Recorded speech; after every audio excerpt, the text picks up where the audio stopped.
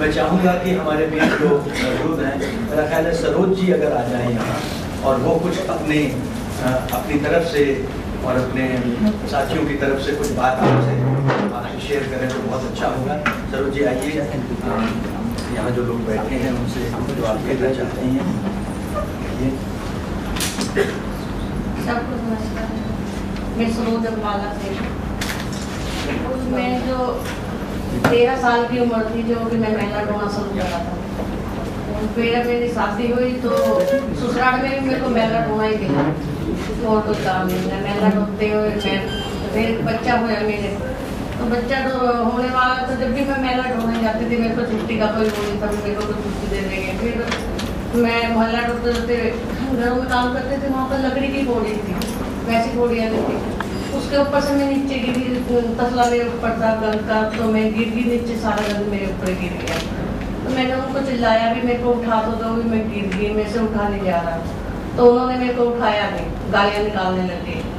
तो फिर चिल्लाई नहीं उठा गया तो उन्होंने एक लकड़ी डंडा उठाया, उन्होंने मेरी कमर में डाला और मेरे को उठा के बिठा दिया। फिर गालियाँ निकालने लगे, कहने लगे भी ये सारा सफाई करके जाओ यहाँ से, नहीं तो हम तुम्हारे को जाने देंगे, पुलिस में करा देंगे। मैं रोई चीखी, उठा नहीं जा रहा था मेरे से। फिर भी मैंने वहाँ से सफाई करी और सफाई करके और फिर मैं खा के फिर मैं उसको फेंक के आई और मैं वो भी मैंने काम करा, काम भी नहीं हो रहा था तो डर के मारे करा, मेरे को पैसे नहीं देंगे, मैं बच्चों को कहाँ से खिलाऊंगी और काम छूट जाएगा। मैं वो करके आई, फिर मैं बहुत मैं रोई पिटी भी, मैं तो क्या ये काम मिल गया, मैं छोड़ भी नहीं सकती, छोड़ दूंगी तो बच्चों को कहाँ से खिलाऊंगी। फिर बहुत मजबूर थी, ऐसे करते करते सोचती थी कि कैसे छूटेगा, ये छूट गया तो मैं बच्चे मेरे भूखे मरेंगे, मैं क्या करूंगी। फिर कुछ दिन बाद सफाई कर्मचारी आंदोलन की तरफ से मेरे पास पहुंचे, उन्होंने मेरे से कहा भी आप छोड़ सकते हो। तो उन्होंने तो मेरे को कहा भी छोड़ सकते थे। मैं सोचती थी भाई मैंने छोड़ दिया, ये छुड़वा रहे तो मैं बच्चों को क्या खिलाऊंगी, और तो कोई काम मेरे को देते नहीं है, क्योंकि सफाई नहीं कोई कराता, अंदर बर्तन नहीं देते थे, नफरत करते थे लोग, और कोई सफाई का काम नहीं, कोई बर्तन का नहीं, रेडी पे भी सब्जी नहीं खरीदने देते थे हमारे को। रेडी पे में सब्जी खरीदी तो सब्जी वाले से कोई सब्जी नहीं लेता था। और जैसे हम पूरा सिर रख के चलते थे तो ऐसे लोग मुँह खींच के निकलते थे, हमारे पास से नहीं निकलते थे, ऐसे बाजार में साइड हो जाते थे। हमारी बहुत दुर्गति थी, क्योंकि हम रोते थे, कमाते थे भी, हमारी क्या ज़िंदगी है, बहुत बुरी ज़िंदगी से बीत रहे थे हम। फिर ये सफाई कर्मचारी आंदोलन से फिर दोबारा गए हमारे पास, विभाषा जी गए हमारे पास, जिन्होंने भी हमारे को हौसला दिया कि आप छोड़ सकते हो। फिर हमारे को हिम्मत से आई, फिर मैंने ये काम छोड़ा और छोड़ के फिर मैं कभी भी मैंने क्या कोई भी ना करना, मैं अब बस मैं सफाई कर लेती हूँ। मैं तो थोड़ी सी नफरत काम में सफाई करती हूँ, मैं जो काम मिल जाता था। फिर कभी तो उम्र इतनी भी थी कि मैं पूछे भी नहीं मार सकती, अब तो हमारी जिंदगी खत्म हो गई है।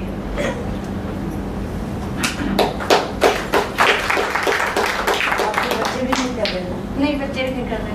एक फोटोग्राफर है, मोबाइल कंपनी में, बेटी ने मैंने ब्यूटी पार्लर सिखा दिया, नहीं कभी घूमा नहीं घर रहती है, 2 महीने 2 पोखरी हैं।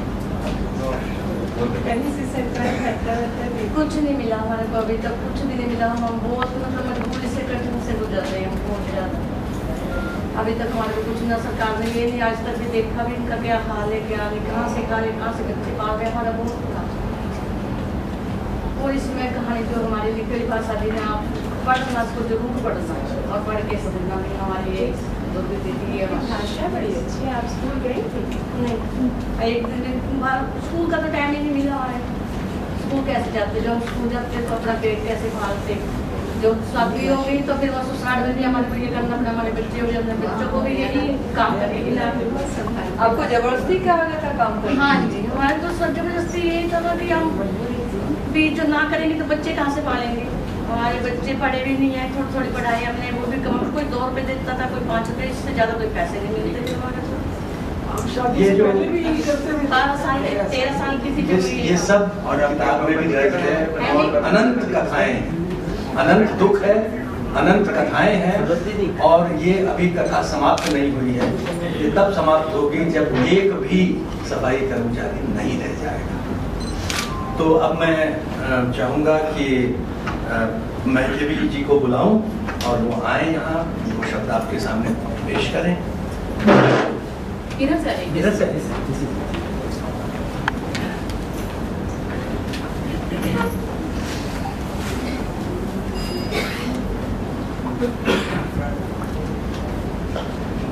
सबको आदाब।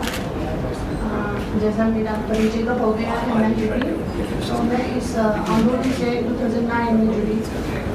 जब मुझे पता चला कि जिसको दुनिया में जन्नत बोलते हैं तो वहाँ पर भी ऐसा काम होता है, वहाँ पर भी लोग इंसानों से दूसरे इंसान का मैला उठवाते हैं। तो मुझे पहले यकीन नहीं हुआ, लेकिन रविशंकर जी ने मुझे बोला कि नहीं, वहाँ पे हमें इंफॉर्मेशन है, वहाँ पे भी होता है। तो बहुत 2-3 महीने खुद मैंने देखा, खुद सर्वे किया थोड़ा बहुत कि है कि नहीं है, क्योंकि मुझे यकीन नहीं होता था कि ऐसा काम होता होगा। तो जब हमने देखा तो मतलब इंटीरियर में जाते गए तो हर एक डिस्ट्रिक्ट में हमने देखा कि मतलब कैसे मतलब डिस्क्रिमिनेशन होता है वहाँ पर भी। तो जब हमने आइडेंटिफाई किया कि कितने लोग हैं ये जितना काम करते हैं, क्योंकि हमारी सरकार अभी तक सोई हुई है, अभी तक ये बोल रहे हैं कि वहाँ पे नहीं होता है। इवन कि ऑफिशियल्स हमारे साथ आके कम्युनिटीज़ के लोगों से मिले, उनसे बातचीत की, वो बोलते हैं हम करते हैं, एविडेंसेस हैं, फिर भी नहीं मानते हैं। तो हमने अपनी आवाज़ हर एक दरवाज़ा से खटखटाया हमने, लेकिन फिर भी कुछ नहीं मतलब हुआ। सिर्फ ये कि हमारे जितने एफर्ट्स हैं वहाँ तक हम कर रहे हैं कि जो अपने एफर्ट से हम सेंसिटाइज कर पाते हैं लोगों को कि अब छोड़ दो, फिलहाल तो छोड़ दो, क्योंकि ये जो अलग अलग मोहल्ले में रहते हैं सेपरेट हैं, इनके मोहल्लों का नाम ही इनसे जुड़ा है, मतलब एक ठोसा गया है, एक नाम। ये काम सिर्फ आपको करना है। एक डिस्ट्रिक्ट की बात मैं बोलूं कि जहाँ पे एक बच्चे ने आज के वर्ल्ड में जहाँ पे हम IT की बात कर रहे हैं, सिर्फ इसलिए स्कूल छोड़ा क्योंकि उसका बाप जो ये काम करता है, उसके टीचर ने उस बच्चे से बुलवाया कि हमारी ये लैट्रिन जो है स्कूल की वो साफ कर लो। तो उस वजह से उसके बच्चे ने स्कूलिंग छोड़ दी। तो ऐसे वाक़ात इस टाइम भी भारत में हो रहे हैं, और हमारे सर मुझे लग रहा है कि उस टाइम से मुझे इतनी शर्म आई अपने आप पे कि हम बोल रहे हैं कि हम एडवांस्ड हैं। हमने अपनी आवाज़ हर एक कोने में पहुंचाई, इवन कि हम 2010 में वहाँ से यहाँ पर भी आए, यहाँ पर हमने धरना दिया, लेकिन फिर भी कुछ नहीं हुआ।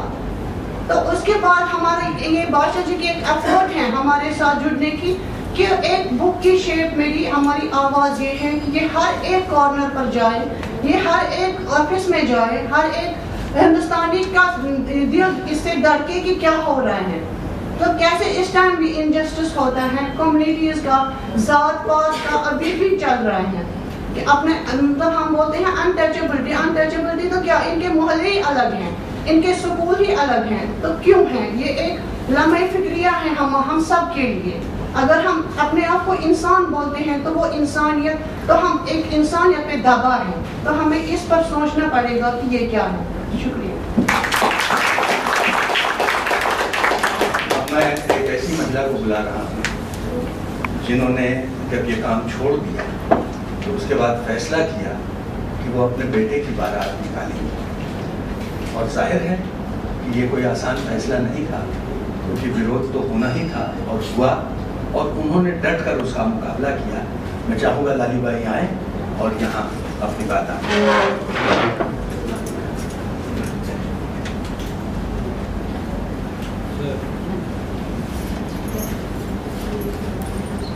सबको नमस्कार। जिला मंदसौर MP, नाम मेरा लाली बाई है, मेरी मार्केट में काम भी करती हूँ जुड़ के। और मैं वाल्मीकि समाज से हूँ। पहले मैं भी मेला उठाने काम करती थी और बहुत दिन से कर रहे थे, और हमारे सास ससुर ने बोला था कि अपनी जागीरी है, अगर ये जागीरी का काम अपन नहीं करेंगे तो कौन करेंगे। तो 2002 से हमारे को गरीब माफियान वाले आए, फिर उन्होंने समझाया कि भाई ये काम अच्छा नहीं है, ये काम नहीं करना चाहिए। तो हमने उनकी बात पे ध्यान नहीं दिया कि बहुत से आते हैं सिरका लोग, बहुत से चले जाते हैं, वो चले जाने के बाद कुछ भूल जाते हैं जाके कि वाल्मीकि समाज के काम करते हैं या नहीं करते हैं, ये कैसे जी रहे हैं, इनके साथ में क्या हो रहा है, वो तो उन लोगों को कुछ पता नहीं रहता है कि ठीक है वाल्मीकि समाज के इन लोगों से हमारे क्या लेना देना है। तो हमारे जैसे ऐसा रखते थे वो लोग कि जैसे हम किसी के गुलाम हैं। जानवर की कदर होती है, लेकिन हमारे वाल्मीकि समाज की इज्जत नहीं करते हैं वो लोग, और हमारे को ऐसे समझते हैं कि जानवर से किए भी थे, तो हमारे बच्चे को नहीं पढ़ा सकते हम, हम अच्छे कपड़े नहीं पहन सकते, हम अच्छे खा नहीं सकते, हम अच्छे बोल नहीं सकते, हम किसी के पास जाके बैठ नहीं सकते हम। तो ऐसा हमारे को मेला उठाने का काम करना पड़ता है। जब सास ससुर बोलते हैं कि ये अपना जागीर है, अपना कर्म है, अगर ये काम अपन नहीं करेंगे तो कौन करेंगे, अपन को गाँव में नहीं रहने देंगे, गाँव से बाहर निकाल देंगे। तो मैंने सोचा है कि गाँव से बाहर निकाल देंगे तो फिर अपन क्या करेंगे, तो भूखा मरेंगे। मैं भूखा क्यों मरेंगे जब अपन को कोई अपने को शिक्षा दे रहा है, तो उनके बात के ऊपर चला। तो जब मैंने मेरे दिल से मान लिया कि अभी मेला उठाने काम मैं नहीं करूँगा, तो उन लोगों ने, गाँव वालों ने मेरे साथ में विरोध किया, हमारे साथ में मारकूट की। हमारे लोगों को बारात घोड़े पे बैठ के बाजार में नहीं निकाली जाती है कि अगर ये वाल्मीकि समाज के घोड़े के ऊपर इनके बेटा बैठ जाएगा तो फिर हम कहाँ बैठेंगे। तो उन लोगों ने ऐसे समझ के हमारे साथ में विरोध किया, हमारे घर पे आके मारपीट की, हमारे पति को भी मारा। पति घर छोड़ के भैया, जब 3 दिन की बारात आने में 3 दिन बाकी थे और मेरे पति को मार के भगाया। तो फिर मैं ठाकुर साहब के पास गई। मैं ठाकुर साहब, आप अगर मेरे पति को ऐसे मार डालोगे तो फिर मेरा क्या होगा, मेरे 4 बच्चे हैं, इनका क्या होगा कि हम तेरे पति को रहने ही नहीं देंगे, या नेतागिरी भी नहीं करने देंगे। तेरा पति रहेगा, तू यहाँ क्या करेगी, तू यहाँ से गांव छोड़ के बाहर निकल जाएगी तो हमारी शान रहेगी। अगर हम ठाकुर लोग हैं, अगर इस गांव में तुम ऐसा काम करना बंद कर देगी तो फिर दूसरी औरतों कौन काम करेगी।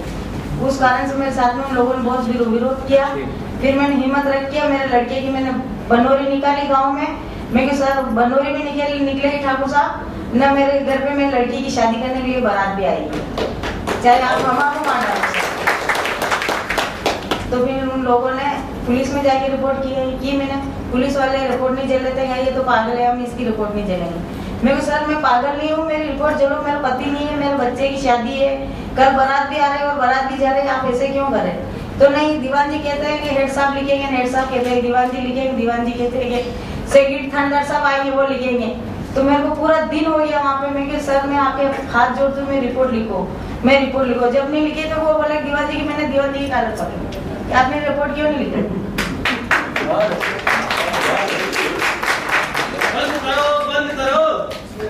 मेला ढोना बंद करो, बंद करो, बंद करो, मेला ढोना बंद करो, बंद करो, बंद करो, मेला ढोना बंद करो।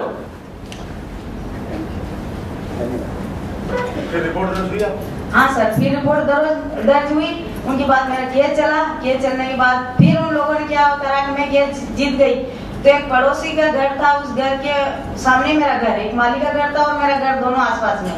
तो उन लोगों ने केरोसिन डाल के, और मेरे घर पे जब मेरा पति नहीं था तो उन लोगों ने मेरे को जलाने की कोशिश करी कि इसको जला दे, पर लेकिन वो हवा चलने की वजह मेरा घर तो नहीं जला, पड़ोसी का घर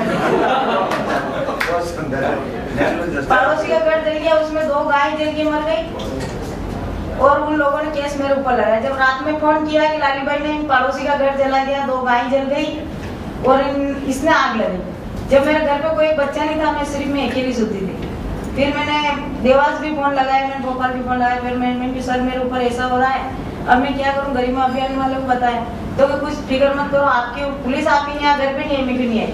जब घर मैंने फोन लगाया, जब पुलिस नहीं आई, जब दूसरे ने फोन लगाया, जब पुलिस आ गई और उनकी छानबीन कर रही, मेरी नहीं करी उन लोग। ऐसा विरोध मेरे सामने, पर मैंने बिल्कुल मना कर दिया कि हम ये मेला नहीं उठाएंगे, चाहे हमारे बच्चे भूख के मारे मर जाएंगे, पर हम मेला नहीं उठाएंगे।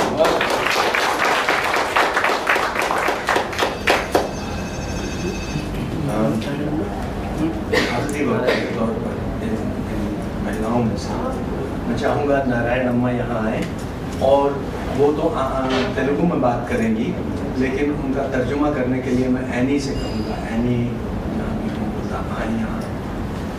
मेहरबानी करके, और आप यहाँ आइए और आइए, उनको कहिए आप आने के लिए आइए।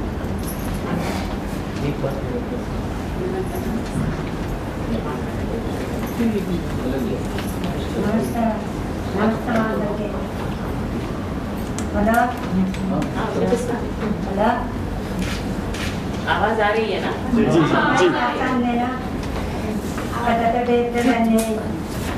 నాకు చాలా ఆశ్చర్యంగా ఉండే, అది చేయలేక నేను ఏడ్చుకుంటా, దుఃఖపడుకుంటా, బాధపడుకుంటా. అది చేయకపోతే నా పిల్లలకి కడదు, అది చేస్తేనే మాకు గర్భాతది, నా పిల్లలు పోషించుకుంటారు. అందుకట్లే 20 ఏళ్ళు 25 ఏళ్ళు సాధించి ఇప్పుడు సాధించుకుందా దానికి అటు కూలి చేసిన అది కూలి చేసి కూడా మా రాష్ట్రంలో నా కొడుకు నేను ఇంతవరకు కూడా ఆ దొడ్డు కూడా కష్టపడతాను పోరాడతాను ఇంతవరకు కూడా నా కొడుకుని ఉండకూడదు ఇంకా ఒకటి చేయి నా ఇంట్లో ఆడవాళ్ళు చేయకూడదు మన బిడ్డలు చేయకూడదు మనం చేయకూడదు అటు తుడిచేయాలి తుడిచేసి ఎప్పుడు చేసేయాలి అక్కడ కూడా ఉండకూడదు వీటికే సమర్థం అయిపోవాలి అందరికీ దయచేసి అందరూ తల్లులు బిడ్డల మాదిరే మా మా మా ఇతరులు కూడా మీ దయతో ఆపు ఉండాల ఎందుకంటే మేము దానికి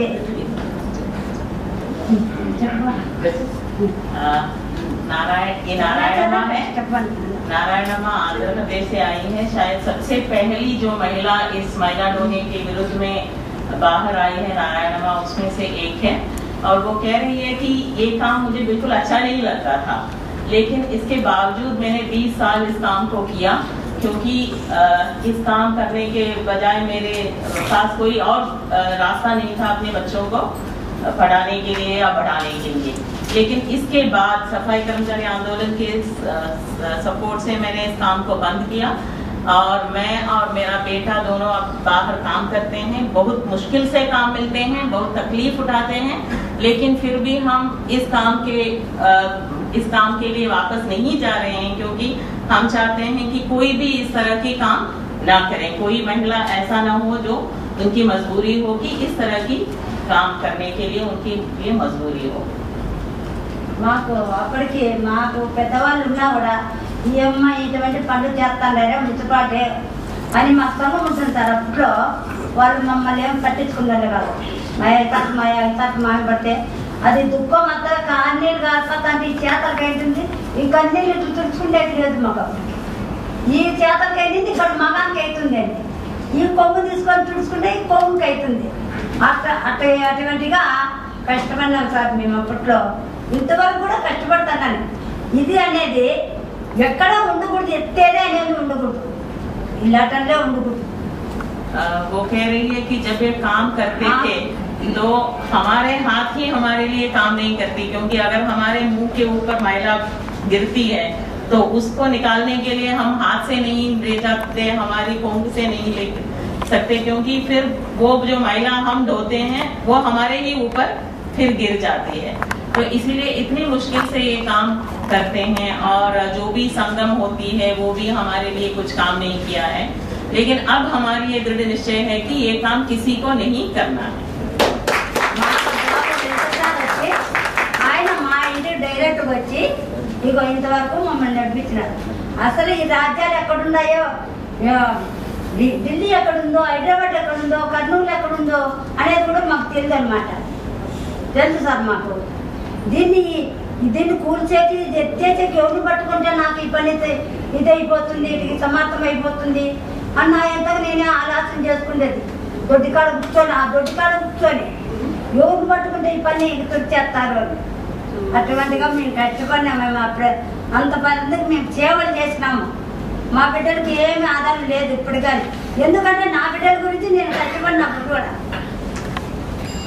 वो ये भी कह रही है कि जहाँ पर वो महिला डोने के लिए जाती थी वहाँ पर बैठकर सोचती थी कि इस काम बंद करने के लिए मैं किसके पास जाऊँ, किससे बात करूँ, और मुझे कोई भी नहीं दिखती थी कि मैं इनसे बात करके इस काम को बंद कर सकता हूँ। और फिर विल्सन हमारे घर आए थे और हमारे से बातचीत हुआ और हम जानते नहीं कि हैदराबाद कहाँ पर है, दिल्ली कहाँ पर है, करनूल कहाँ पर है। उसके बाद हम इतनी जगह आकर इस काम के बारे में बात कर रहे हैं और हम इस काम को बंद करना चाहते हैं।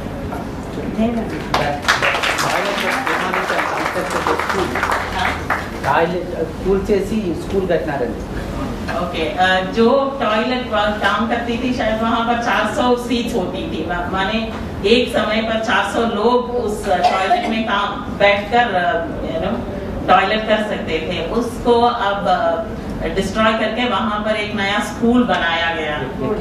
అది స్కూల్ కూడా కట్టినా సార్ ఇప్పుడు పిల్లలకు. అంటే మాకు చదువుకొని మాకు సొంతం చేసి ఎప్పుడు రాదు సార్. అంత తిక్కబోగులుగా దొడ్లు అది ఎత్తేసినాం అన్నమాట. మాకు ఏ మనిషికి ఏం మాట్లాడాలా అనేది నాకు తోచదు. అటువంటిగా కష్టపడి చేస్తున్నాను నేను ఇంతవరకు కూడా కష్టపడతానేమ్మా నేను. I'm still working very hard. I don't even know how to talk to different people, but now we have built a school.